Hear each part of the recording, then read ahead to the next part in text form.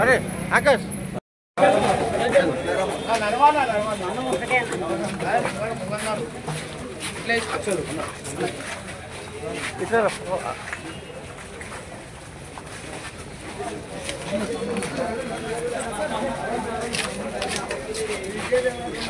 आकाश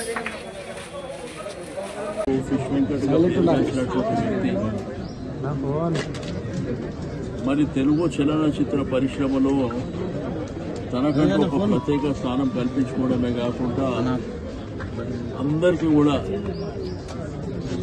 నోట్లో నాలుకగా ఉండేటువంటి వెంకట్ గారు మరణించడం చాలా బాధాకరమైనటువంటి అంశం.